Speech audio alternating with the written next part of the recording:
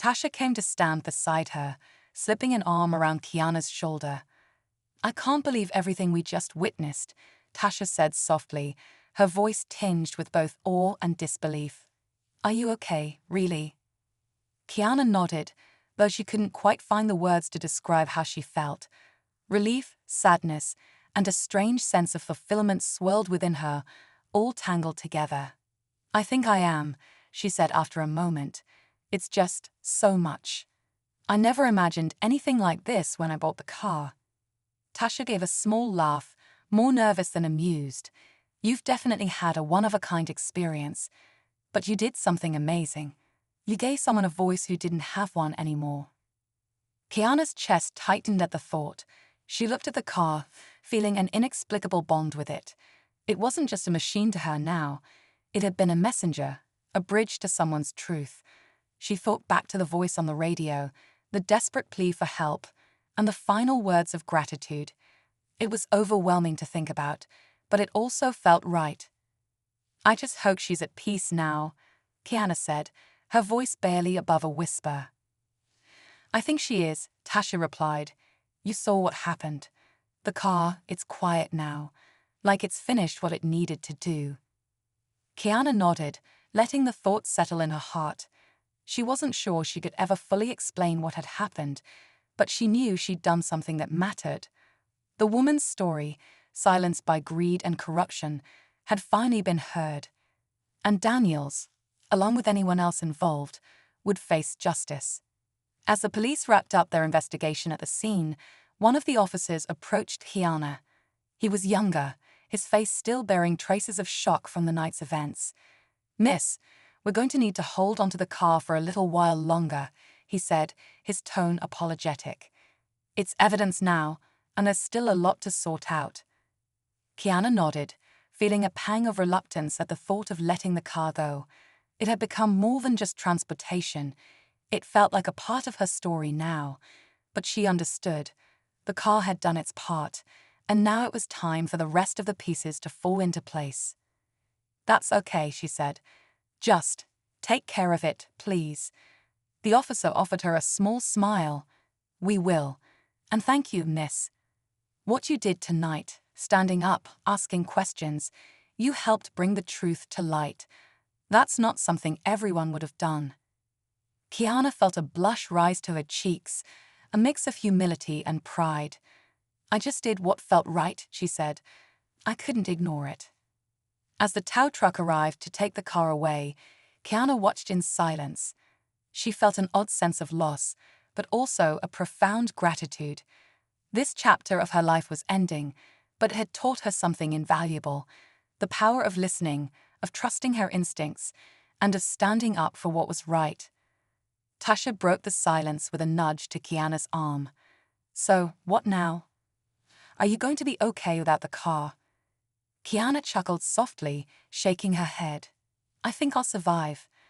I might take a break from driving for a while, though." Tasha laughed, and for the first time that night, the sound was light, genuine. "That might not be a bad idea. You deserve some time to just breathe after all this." As they started walking away from the scene, Kiana glanced over her shoulder one last time.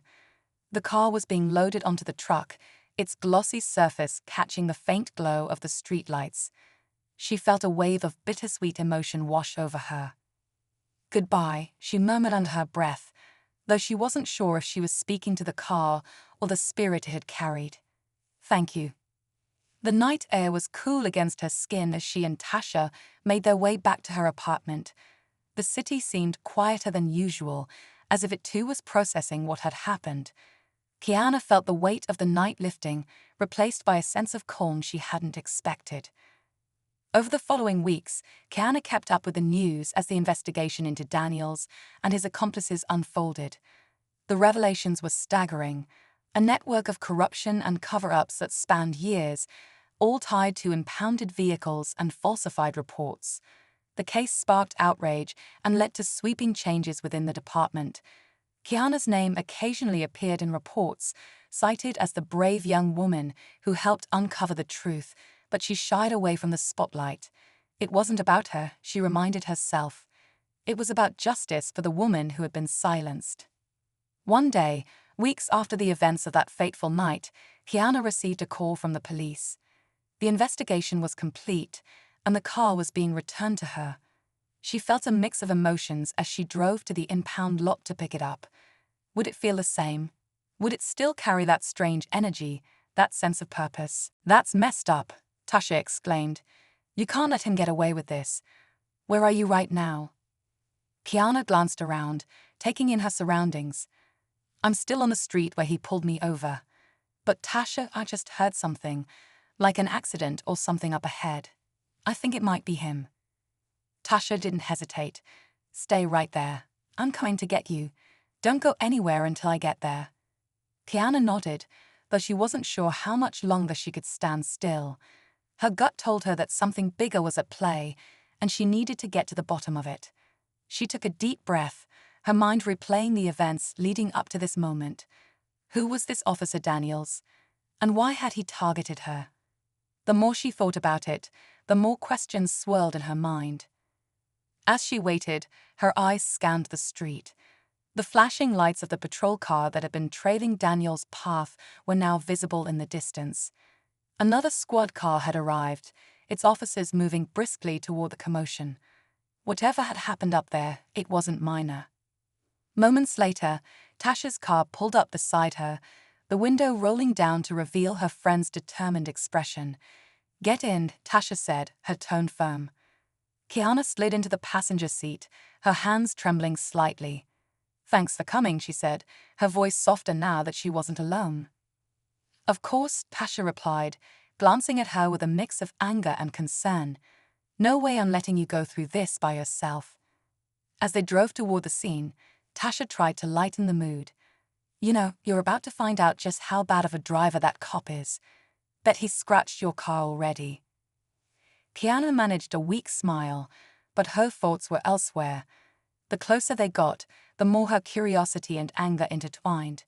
She couldn't let this slide, not just for herself, but for anyone else who might have faced similar treatment. This wasn't just about a car anymore. It was about standing up for what was right. As they approached the scene, the chaos became clear. Daniel's smirk and arrogance had been replaced by sheer panic. The luxury car was stopped in the middle of the street, its pristine paint gleaming under the flashing lights of multiple patrol cars. Daniel stood beside the vehicle, his face pale, his hands visibly shaking as he gestured frantically to another officer. Tasha slowed the car and parked a short distance away. "You see that?" she said, her eyebrows raised. "He's freaking out." Kiana nodded, her gaze fixed on Daniel's. "Good, he deserves it." But as they watched, the situation took an unexpected turn. Daniel's pleas grew louder, his voice tinged with desperation. He pointed toward the car, then at himself, then back at the car again, as though trying to explain something he couldn't fully articulate. The other officers looked skeptical, their expressions unreadable, but none of them seemed to believe his story. Kiana turned to Tasha. "Something's not right. I think there's more going on here than we realize." Tasha frowned. "What do you mean?" "I don't know yet," Kiana admitted. "But look at him. He's not just scared, he's terrified. Whatever happened in that car, it shook him." Tasha studied the scene, her lips pressed into a thin line. "You want to get closer?" Kiana hesitated. Part of her wanted to march up to Daniels and demand answers, but another part of her knew that might not be the smartest move. Still, her curiosity was overpowering. "I need to see what's going on," she said finally. Tasha nodded, understanding her friend's resolve. "Okay, but let's be smart about it. We'll stay out of the way, but close enough to figure out what's happening." The two of them stepped out of the car, blending into the small crowd that had gathered nearby. Most of the onlookers were whispering amongst themselves, their eyes darting between Daniels and the luxury car. Kiana caught snippets of their conversations, words like weird and unbelievable standing out. As they edged closer, Kiana's heart pounded. She could feel the weight of the moment pressing down on her. Something about this situation didn't add up, and she was determined to uncover the truth. Then, out of the corner of her eye, she saw something that made her blood run cold. One of the officers opened the driver's side door of the car, and a strange, shadowy figure seemed to flicker just inside. It was quick, so quick that she almost doubted she'd seen it. But the reaction from the officer was immediate. He stumbled back, his face pale, muttering something under his breath. The officer reached the open door and peered inside, his flashlight cutting through the shadows. His expression shifted, his face contorting with confusion and fear. There's nothing here," he muttered, stepping back abruptly. "It's empty." Daniels shook his head violently, his panic escalating. "It's not empty. You don't understand. It's not what's inside. It is the car." His voice was frantic, his words spilling out in a desperate attempt to explain. "It's cursed. It's alive." Kiana's mind raced. She couldn't believe what she was hearing, but the evidence was undeniable. The car's strange behavior, the fear in Daniel's eyes, the weight of the atmosphere, it all pointed to something beyond explanation. But why her car? Why now? And why did she feel an inexplicable pull toward it? As if in response to her thoughts, the car's engine revved again, louder this time, its roar echoing like a challenge. The crowd recoiled, their collective fear palpable. The officers raised their weapons, their fingers hovering over the triggers as they shouted commands at the vehicle, though it was clear they had no idea what they were dealing with. "Kiana," Tasha whispered urgently, pulling at her arm. "We need to go, now." But Kiana didn't move. Her feet felt rooted to the ground, her eyes locked on the car. "I can't leave," she said softly, her voice barely audible. I think it's trying to tell me something." Tasha stared at her in disbelief. "Are you hearing yourself? That thing is dangerous. Whatever it is, it's not normal." "I know," Kiana replied, her voice steady despite the chaos around her. "But it's mine. I have to figure this out." Before Tasha could argue, the car's headlights flickered again, brighter this time, illuminating the street with an otherworldly glow. The energy in the air intensified, crackling like static electricity. The crowd watched in stunned silence, their fear mingled with a strange sense of awe. Kiana took a tentative step forward, her heart pounding. She could feel Tasha's grip on her arm, but she gently pulled away, her focus solely on the car. "I need to know," she whispered to herself, her voice shaking but determined. As she approached, the car's engine idled softly, almost like a purr. The open door seemed to beckon her, its dark interior shrouded in mystery.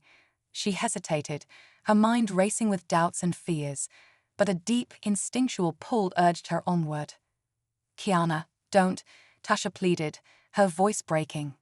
"Please, don't." Kiana glanced back at her friend, her eyes filled with a mix of fear and resolve. "I have to," she said simply.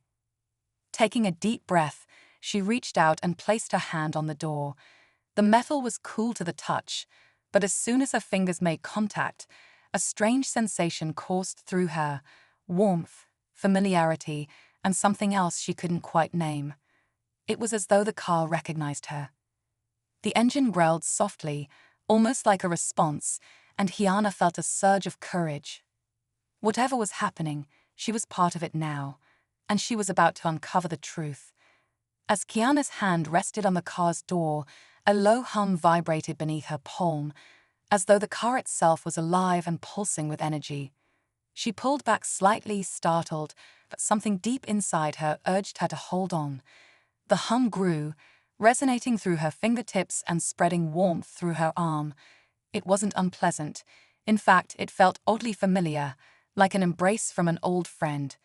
Yet, it was also unsettling, leaving her unsure of what she had just connected with. Behind her, Tasha's voice broke through the haze. "Kiana, please. This is crazy. Just walk away." Her voice was thick with fear, but Kiana barely registered it. She was too engrossed, too caught up in whatever was happening between her and the car. Suddenly, the hum stopped, and the silence that followed was deafening. The crowd held its collective breath, the tension so thick it was almost tangible. Then, without warning, the car's radio crackled to life, static filling the air. The sound was sharp and dissonant, causing several people to flinch. Kiana froze, her heart racing.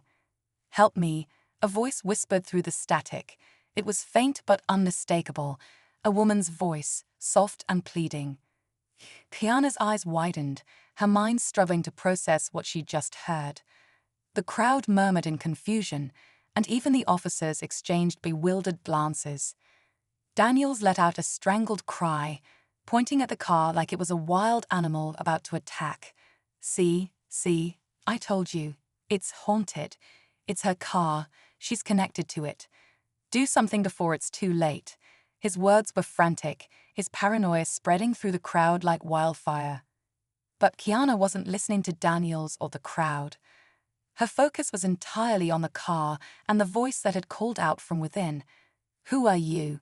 she whispered, her own voice trembling. "What do you want?" "She's lying," Daniels yelled, his voice frantic. "That car, there's something wrong with it. It's alive or cursed. Or, I don't know. But it's not normal." The crowd gasped, their whispers turning into a buzz of speculation. Kiana's cheeks flushed with a mix of anger and embarrassment. "That's ridiculous," she said, her voice rising. "It's just a car, nothing more." The officer with the flashlight stepped forward, his expression grave. "Ma'am," he said carefully, "I don't know what's happening here, but there's definitely something unusual about this vehicle. We're going to need to investigate further." Kiana opened her mouth to argue, but before she could speak, a low, guttural sound echoed from the car. It was faint, almost like a growl, but it sent a chill down her spine. The crowd fell silent, their collective breath held as they waited for something, anything, to happen. Daniels let out a strangled cry and stumbled backward, nearly falling to the ground. "You see," he shouted, his voice cracking. "It's cursed, I told you." Kiana's legs felt like jelly, but she forced herself to stay upright. She couldn't let fear control her, not now. She needed answers. Summoning her courage, she stepped closer to the car, her eyes narrowing as she studied it. "Kiana, what are you doing?" Tasha hissed, grabbing her arm. "I need to know," Kiana said, her voice steady despite the fear bubbling beneath the surface. "This is my car. I can't just walk away." Before Tasha could protest, the growling sound grew louder, vibrating through the air like a warning. The officers drew their weapons, their stances defensive as they positioned themselves between Kiana and the vehicle.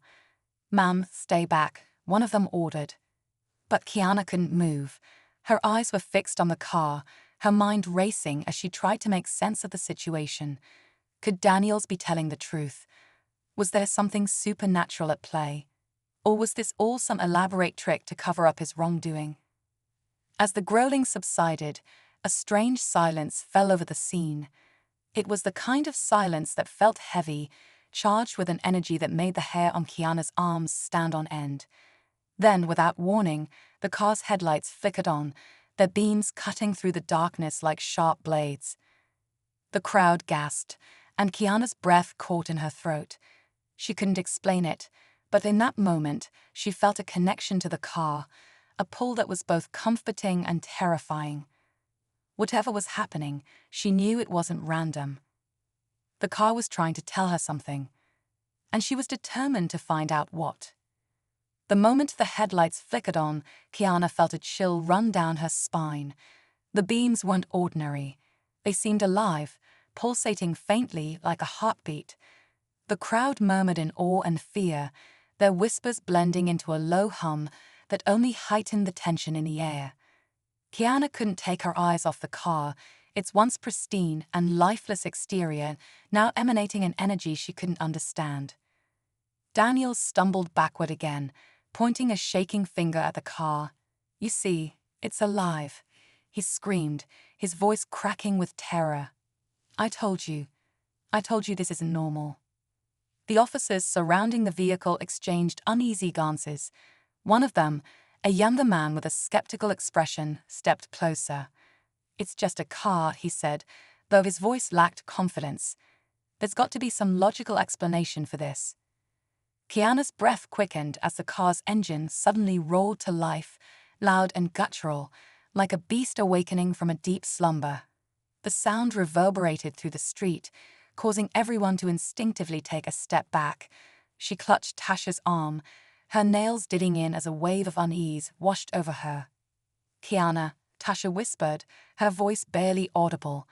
"I don't know what's happening, but maybe we should get out of here." Kiana shook her head, her gaze fixed on the car. "I can't," she said, her voice trembling but resolute. "This is my car. I need to understand what's going on." Before Tasha could respond, the car's doors unlocked with a loud asterisk click asterisk, the sound slicing through the tense silence. The driver's side door creaked open, swinging outward slowly as though inviting someone in. The crowd gasped, and Daniels let out a choked sob, backing away even further. One of the officers raised his hand, signaling everyone to stay back. "Nobody move," he ordered, his tone firm but strained. He stepped forward cautiously, his weapon drawn. "We need to secure this situation." As he inched closer to the car, the air seemed to grow heavier, charged with an unseen force that made every breath feel labored. Kiana could feel her heartbeat pounding in her ears, her instincts screaming at her to run, but she stood her ground.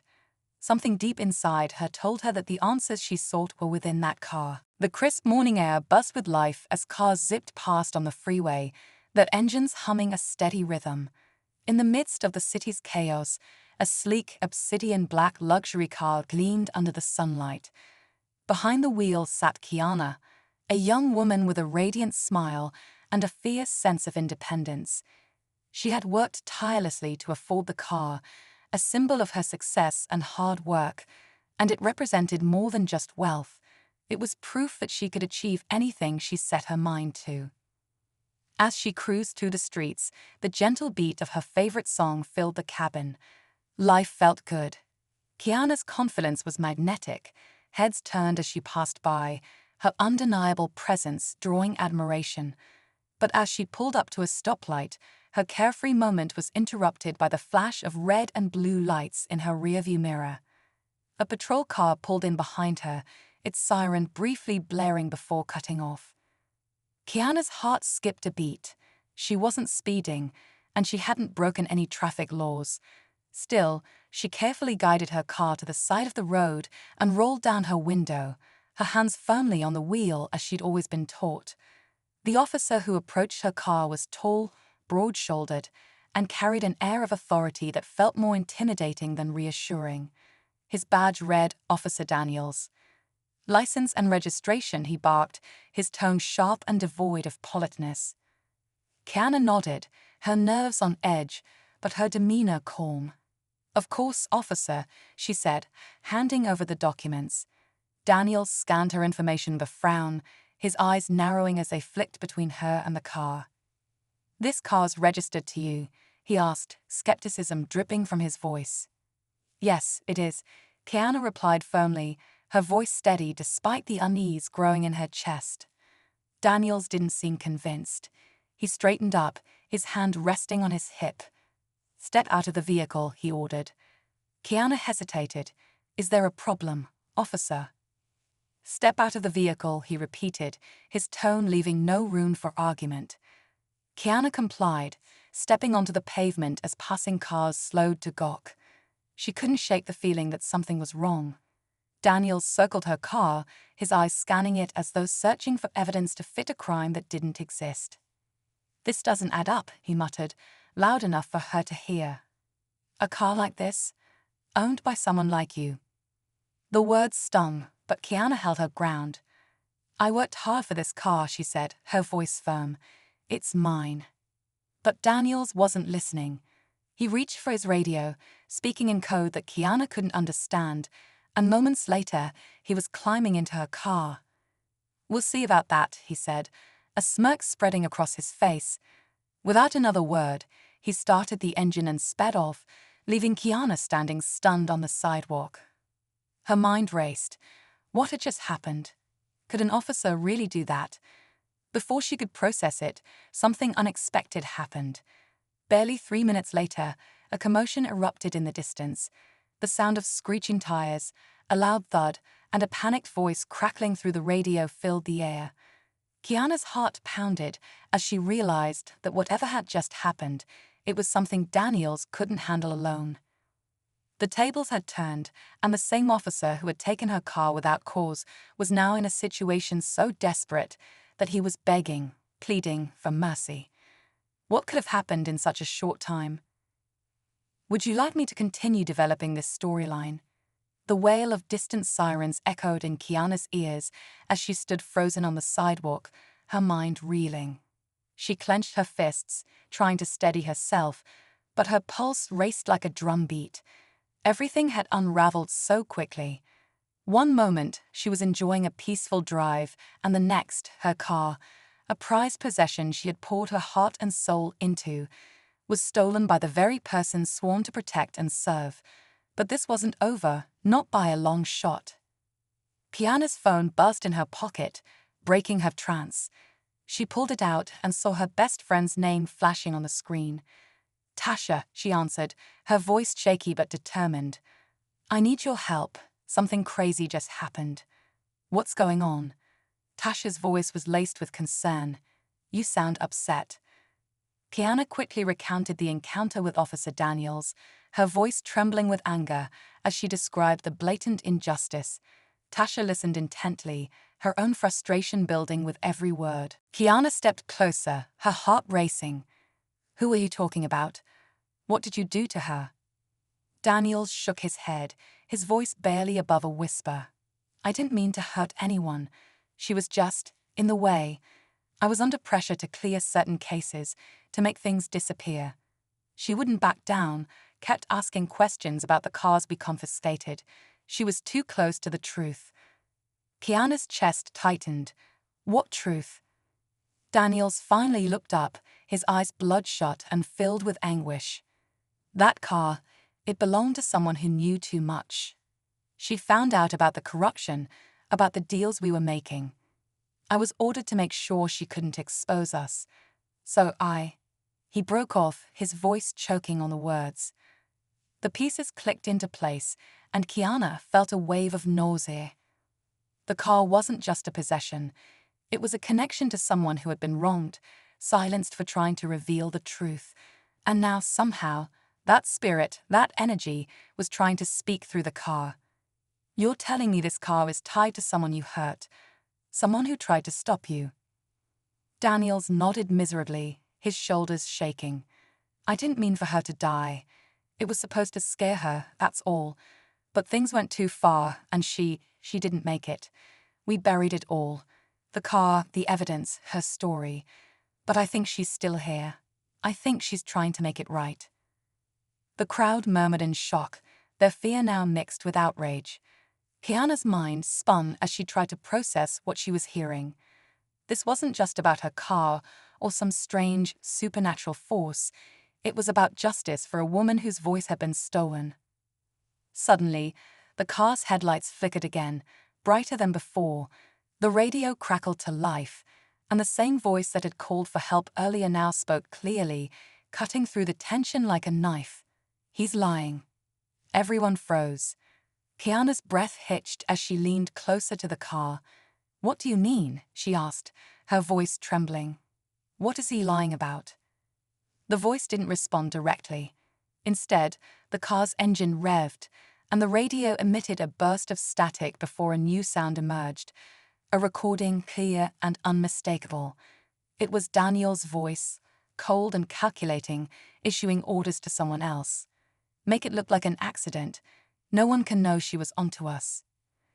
Daniel's face turned ashen as the recording played, his lips moving silently as if to plead for mercy. The crowd erupted in gasps and murmurs, their suspicion now turning to fury. One of the officers stepped forward, his face grim. "Is this true, Daniels?" he demanded. "Were you involved in her death?" Daniels stammered, his defenses crumbling. I didn't. It wasn't supposed to." But the recording spoke louder than his denials. The evidence was undeniable, and the weight of his actions seemed to crush him where he stood. Kiana felt a mix of vindication and sorrow. The car had revealed the truth, exposing Daniels and the corruption he was part of. But even as justice loomed, a nagging question remained. Why had the car chosen her? Why had it waited until now? As if in response, the car's radio emitted one final message, the voice softer now, almost at peace. "Thank you. You gave me a voice again." Tears welled in Kiana's eyes as she realized the truth. The woman's spirit, tied to the car by her untimely death, had chosen Kiana to be her advocate, to bring her story to light. The car wasn't just a vehicle, it was a vessel for justice, a bridge between the living and the silenced. Before anyone could react further, the car's engine rolled one last time, and the headlights dimmed. The energy in the air dissipated, leaving an eerie stillness in its wake. The car, now lifeless, seemed to settle into itself, as if its purpose had been fulfilled. Daniels was led away in handcuffs, his protests drowned out by the murmurs of the crowd. Kiana stood in silence, her hands still resting on the car. She felt a profound sense of closure, not just for the woman who had been wronged, but for herself. The mystery was over, but the lessons it carried would stay with her forever. As the officers began dispersing the crowd and processing the scene, Tasha stepped up beside Kiana, her face pale but resolute. "Are you okay?" she asked softly. Kiana nodded, though her voice was shaky. "I think so. I didn't expect any of this." Tasha gave her a small, comforting smile. "You did the right thing, Kiana. You gave her the justice she deserved." Kiana glanced at the car one last time, her heart heavy but steady. She knew this wasn't the end of the story. It was just the beginning of understanding the power of truth, even when it came from the most unexpected places. The street was quiet now, the crowd dispersing as the last of the commotion settled. Kiana stood by the car, her fingers lightly grazing the hood. The metal was cool again, ordinary in a way that felt almost surreal after E. The radio crackled again, the static louder this time. "Help me," the voice repeated, more distinct now. It sounded desperate, almost mournful, as if whoever it belonged to was trapped somewhere they couldn't escape. Kiana's pulse quickened. "I don't understand. How am I supposed to help you?" She felt ridiculous talking to her car, but the voice had felt so real, so human. And deep down, she knew this was no coincidence. As if in response, the car's headlights flashed twice, the beams sweeping across the street. The engine revved, loud and insistent, like it was urging her to act. The radio crackled one more time, the static clearing just enough for her to catch a single chilling phrase. "He knows the truth." Kiana's breath caught in her throat. "Who knows the truth?" she asked, her voice rising. But the radio went silent, the static cutting off abruptly, leaving her question unanswered. She turned to Tasha, her expression a mix of fear and determination. "I think it's trying to tell me something. I think someone's trapped, and Daniels knows what happened." Tasha stared at her, incredulous. "You're seriously saying your car is possessed by some ghost or spirit? Kiana, this is insane." "I don't know what it is," Kiana admitted, "but it's not just a car anymore. And if someone needs my help, I can't just ignore it." Before Tasha could respond, one of the officers stepped forward, his hand raised to calm the crowd. "Everyone needs to back up," he announced, his voice firm. "This situation is under investigation, and we need space to figure out what's going on." The crowd reluctantly began to disperse, but their curiosity kept them lingering at a distance. Daniels, however, was not so easily deterred. He lunged toward the car, his face contorted with fear and rage. "Destroy it," he screamed. "It's evil. It's trying to ruin me." Two officers quickly restrained him, pulling him back as he thrashed and shouted. "You don't understand," he yelled, his voice hoarse. "It's connected to something terrible, something I can't escape." Kiana's mind raced. Daniels was unraveling, his behavior growing more erratic by the second. Whatever he knew, It was eating him alive.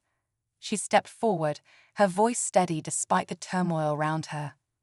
"Officer Daniels," she called out, drawing his attention. "What do you mean?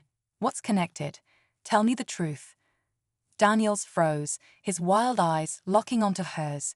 For a moment, he seemed to waver, as if debating whether to speak.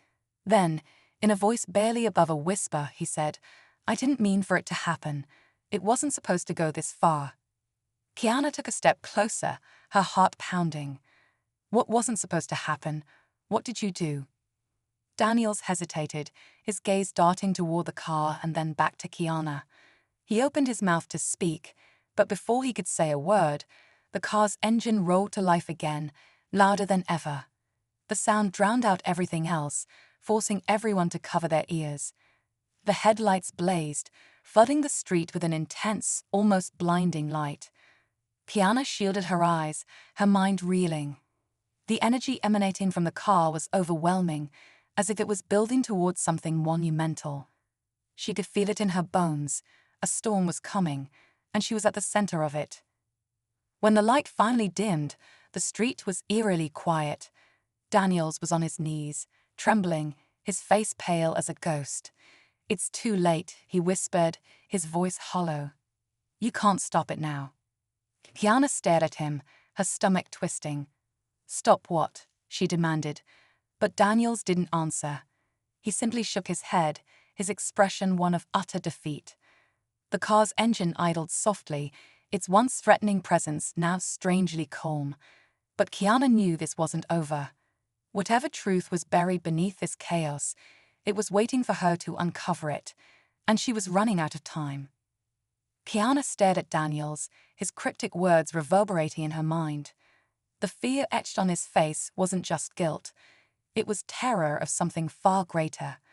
Her instincts screamed that he knew more than he was letting on. The car, now eerily quiet, seemed to be waiting too, its energy subdued but undeniably present. She turned to the officers holding Daniels and said firmly, "Let him talk. He knows what's going on." One officer hesitated, then nodded, loosening his grip. Daniels slumped forward, his hands trembling as he cradled his face. "You don't understand," he muttered, his voice cracking. "I thought it was just a routine impound. I didn't know what it really was.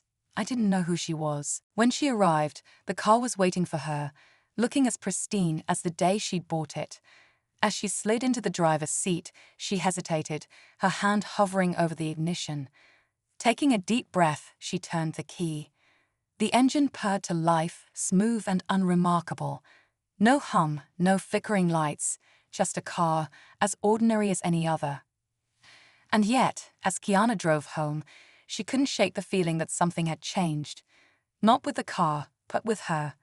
She felt stronger, more confident, as if she had tapped into a part of herself she didn't know existed. She had faced fear, uncertainty, and forces she couldn't fully explain, and she had come out the other side. As the sun set on the horizon, painting the sky in hues of orange and pink, Kiana smiled to herself. Life would go on, and so would she. But she would never forget the night her car became a voice for the voiceless, a reminder that sometimes the truth has a way of finding its own path, no matter how unexpected. And in that truth, she found her own strength.